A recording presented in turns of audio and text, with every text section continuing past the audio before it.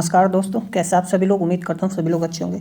तो आज का टॉपिक थर्मोडायनेमिक्स में हमारे पास है relationship between CP and CV. तो रिलेशन क्या होता है सीपी एंड सीवी के बीच में, वो हम देखेंगे। एक्चुअली हमने प्रीवियस लेक्चर में भी इसको किया था, लेकिन हमने जो रिलेशन देखा था ना, तो वो एक जनरल रिलेशन देखा था, है ना। तो हमने जाना था कि किस तरीके से एक जनरल इक्वेशन आती है जिसको हम क्या बोलते हैं, हीट कैपेसिटी इक्वेशन बोलते हैं, हीट कैपेसिटी इक्वेशन बोलते हैं। ठीक है ना, समझ में आई बात। तो ये जो रिलेशन है ना सीपी एंड सीवी के बीच में, इसी को हीट कैपेसिटी रिलेशन बोला जाता है। अब इससे हम कुछ भी निकाल सकते हैं, है ना। रियल गैस के लिए निकाल सकते हैं, है ना, आइडियल गैस के लिए निकाल सकते हैं, क्या क्या केस हो सकते हैं वो हम निकाल सकते हैं। तो काफ़ी कुछ हमने कल के लेक्चर में डिस्कस किया था। आज हम जानेंगे कि जो ये रिलेशन होता है, ये वंडरवॉल गैस जो होती है which is a real gas, है ना, और परफेक्ट गैस है, उनके लिए क्या वैल्यू आती है सीपी माइनस सीवी की। ठीक है ना। और we will use thermodynamic relations, या मैं बात को मैक्सवेल रिलेशंस की हम मदद से करेंगे। ठीक है। अब देखो, एक तो ऐसे क्वेश्चन को फ्रेम कर, ऐसे सिंपली मैंने आपको बता दिया। एग्जाम में क्वेश्चन आपसे ऐसे पूछ लेगा कि ये किसी भी होमोजेनियस फ्लूइड के लिए प्रूफ करके बताओ कि ये जो सीपी माइनस सीवी होता है ये रिलेशन स्टेब्लिश होती है। ठीक है ना, समझ में आई बात। तो हालांकि कल लेक्चर में भी मैंने आपको बताया था, आज भी हम कवर करेंगे। ठीक है ना, don't worry about that and will see different aspects. फिर उसके बाद क्या होता है कि परफेक्ट गैस के लिए बताओ क्या होगा। ये तो जनरल हो गया, है ना। इसको हम और भी टर्म अलग अलग फॉर्म्स में, अल्टरनेट फॉर्म्स में इसको लिख सकते हैं, लेकिन वो आपसे पूछेगा कि हमें तो सिर्फ ये बताओ प्रूफ करके, है ना। या कहेगा कि परफेक्ट गैस के लिए सीपी माइनस सीवी बताओ क्या होता है, और वंडरवॉल गैस के लिए ये टर्म आती है, ये बताओ कैसे आया। ठीक है ना। और how further this relation can be establish into this one, है ना, यानी इंटरनल एनर्जी की टर्म्स में। तो सीपी माइनस सीवी जो है इंटरनल एनर्जी की टर्म्स में आपसे पूछ ले तो कैसे बताएंगे। तो ये इंटरनल एनर्जी की टर्म्स में ही लिखा हुआ है यहाँ पे, समझ में आया। ठीक है, तो ऐसे भी आपसे क्वेश्चन फ्रेम करके पूछ सकता है। तो आइए डिस्कस करते हैं। Now what we have to do, we have to consider entropy.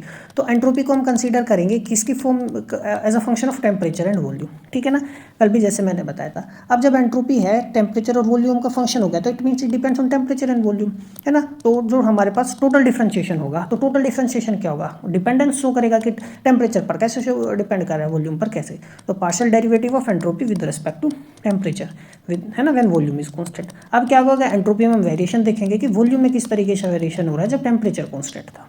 समझ में आ गई बात। ठीक है, तो ये टर्म हमारे पास आ गई। अब क्या करना है, अब डिफरेंशिएशन कर देते हैं हम दोनों side with respect to temperature. तो दोनों साइड जब आप डिफरेंशिएशन करोगे with respect to temperature, pressure को हमने क्या रखना है, कांस्टेंट रखना है। ठीक है, समझ में आई बात। हमारे पास क्या टर्म बनेगी, डेल एस अपॉन में डेल वी, और ये डेल वी अपॉन में del T, keeping pressure constant. ठीक है, अब दोनों साइड यदि हम किसकी मल्टीप्लाई कर दें, टेम्परेचर, तो यहाँ भी टेम्परेचर, यहाँ भी टेम्परेचर, और ये भी टेम्परेचर आ गया। तो ये टर्म मेरे पास क्या देगी, है ना, ये del Q upon del T तो है, ये हीट कैपेसिटी, समझ में आया, एट कांस्टेंट प्रेशर। ये टर्म क्या देगी, heat capacity at constant volume. समझ में आ गई बात। और ये मेरे पास डेल एस अपॉन में डेल वी टी, और ये डेल वी अपॉन में डेल टी। ठीक है ना, समझ में आ गई बात। और यहाँ पे ये टेम्परेचर। ठीक है, सिंपली ये आ गया। तो यही रिलेशन हमको, मैं इसको मैं इधर ला के लिख सकता हूँ, है ना। CP minus CV can be written as del S upon del V T, और ये डेल वी अपॉन में डेल टी। तो सिंपल ये आ गया। अब मैक्सवेल रिलेशन की हम मदद लेंगे, किसकी मदद लेंगे, मैक्सवेल रिलेशन की, क्योंकि हम एंट्रोपी में नहीं छोड़ सकते, है ना। एंट्रोपी हम डायरेक्टली एक्सपेरिमेंटली मेजर नहीं कर सकते, ठीक है ना, इनडायरेक्टली हम एंट्रोपी को मेजर करते हैं। तो हम यहाँ पे मैक्सवेल रिलेशन की मदद लेंगे। ठीक है, अब देखो मैक्सवेल रिलेशन की मदद क्या लेंगे, तो देखो हम जानते हैं हमारे पास, देखो ये टर्म जो लिखी हुई है ना, है ना, एंट्रोपी वॉल्यूम टेम्परेचर। तो देखो स्पेशल यहाँ क्या आना चाहिए, प्रोग्राम, है ना, और नीचे क्या आना है, स्पेशल प्रोग्राम ऑन टीवी।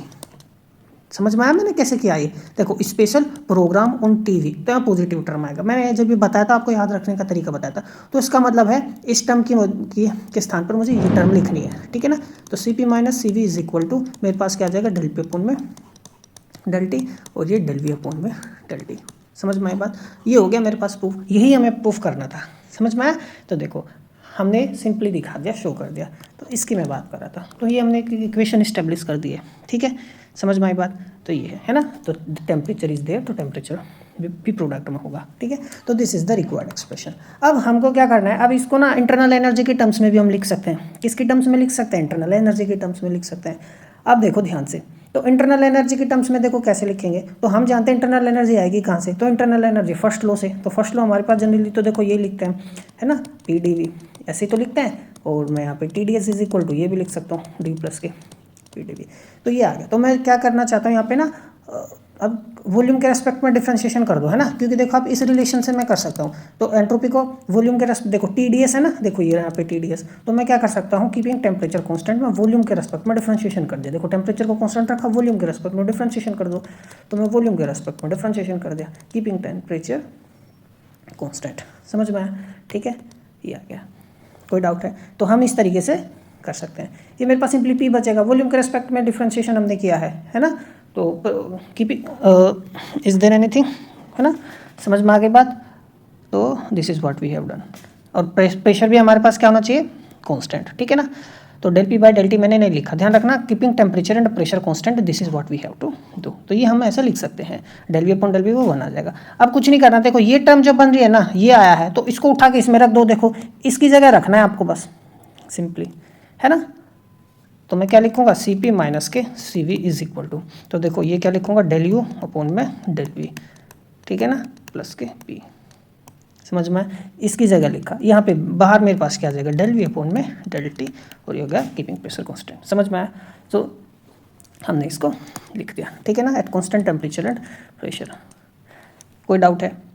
तो ये हमारे पास रिलेशन हो गई, अल्टरनेट फॉर्म आ गई इंटरनल एनर्जी के टर्म्स में, ठीक है। तो हमारे पास जो इक्वेशन थी जो हमें प्रूफ करना था, तो देखो हमारे पास क्वेश्चन क्या था, मैं आपको बताऊं, क्वेश्चन यही तो था, ठीक है ना। तो ये हम ऑलरेडी प्रूफ कर चुके हैं, समझ में, ये हम ऑलरेडी प्रूफ कर चुके हैं। अब हम देखेंगे परफेक्ट गैस के लिए और वंडर वॉल गैस के लिए ये टर्म आती क्या है, ठीक है ना, समझ में आई बात। आइए चलते हैं। अब now we will see relationship between CP and CV for perfect gas, ठीक है।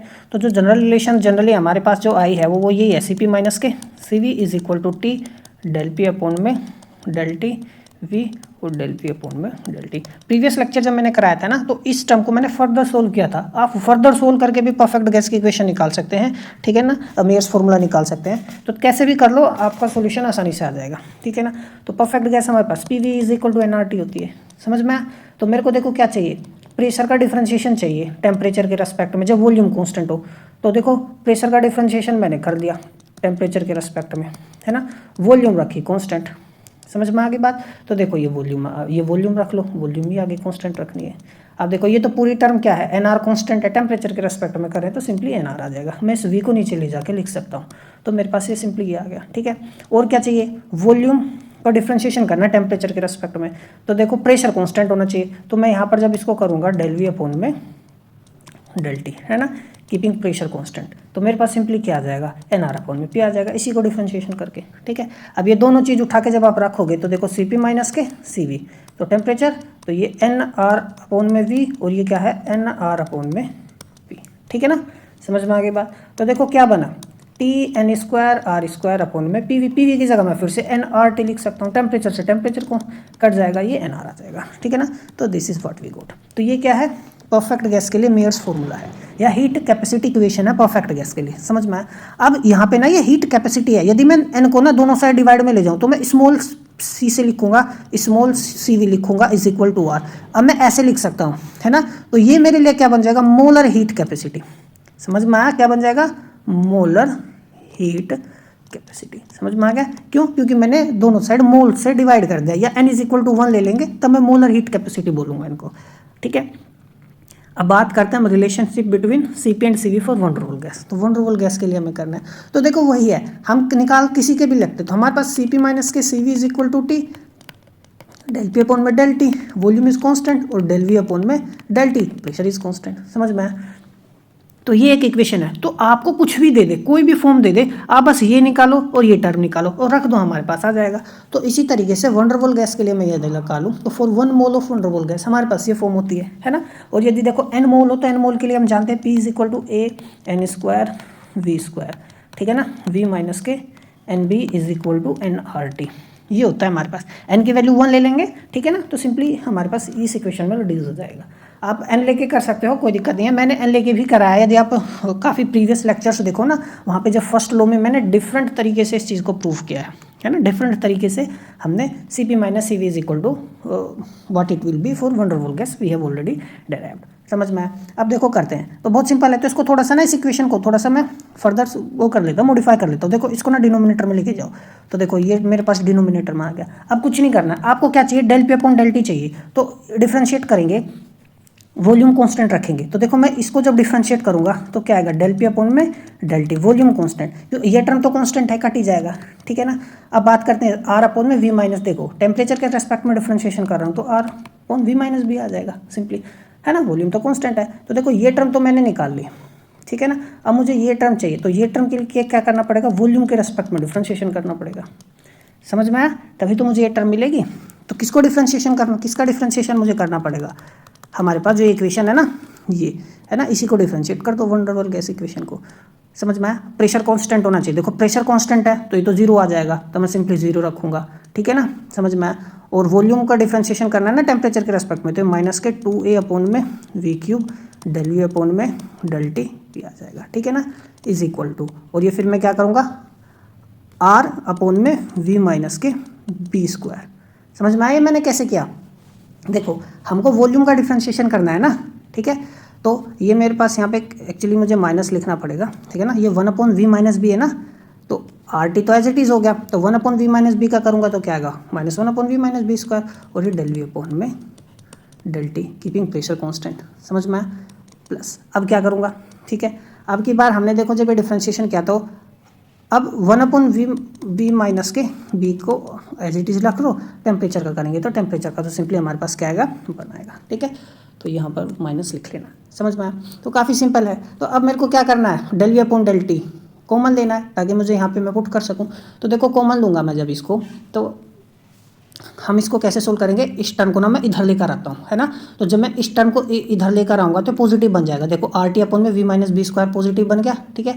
ये टर्म माइनस रही, माइनस 2 अपॉन वी क्यूब, और ये del V upon del T मैंने कॉमन ले लिया, ये टर्म इधर एज इट इज़ रख ली, ठीक है। इसको मैं डिनोमिनेटर में लेके आ गया, है ना, आर अपॉन में वी माइनस बी, और ये पूरी टर्म मेरे पास डिनोमिनेटर में आ गई, ठीक है ना, समझ में आई बात। तो काफ़ी सिंपल है, कुछ भी कॉम्प्लिकेटेड नहीं है। अब हमें वही चीज़ करना है, अब हमें C P minus C V जो हमारे पास ये जनरल इक्वेशन है ना, डेल पी अपॉन में डेल टी, अब हम इसमें सारी चीज़ें लिख देंगे जो हमने निकाली है, ठीक है। अब हमने ये भी निकाला है, ये भी निकाला है, दोनों को रख देंगे। तो अब गौर से देखो क्या, देखो C P minus C V, देखो टेम्परेचर तो ये रहा, टेम्परेचर है जी टी, ठीक है। Del P upon del T, तो del T upon del T, वो del P upon del T मेरे पास क्या था, तो डेल टी अपॉन में डेल पी मेरे पास ये टर्म थी, समझ में आया। और डेल वी अपॉन में डेल टी मैंने निकाला है, यही तो टर्म है, आर अपॉन में वी माइनस बी, और फिर ये डिनोमिनेटर, ये मेरे पास टर्म आ गई, ठीक है ना। तो ये तीनों टर्म मैंने यहाँ पे लिख ली, समझ में आया। ऊपर देखो T R square V minus B square, ये एज इट इज़ आ गया।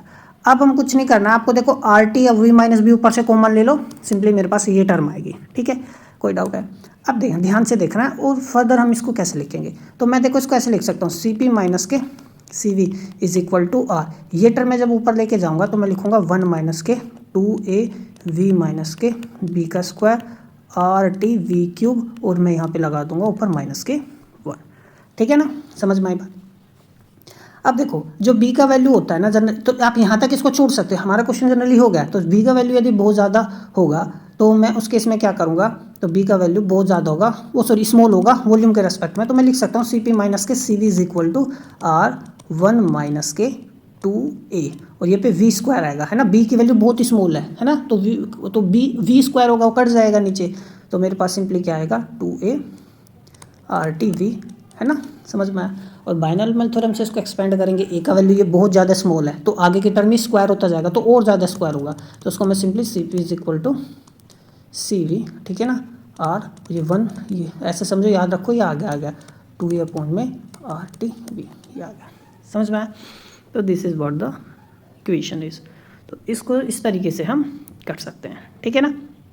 तो काफ़ी सिंपल है, कुछ भी कॉम्प्लिकेटेड नहीं है। तो ये हमारे पास वंडर वॉल गैस के लिए प्रूव हो गया, ठीक है ना। तो ये था हमारा आज का लेक्चर, मिलता है अगले लेक्चर में, तब तक पढ़ते रहिए, नमस्कार।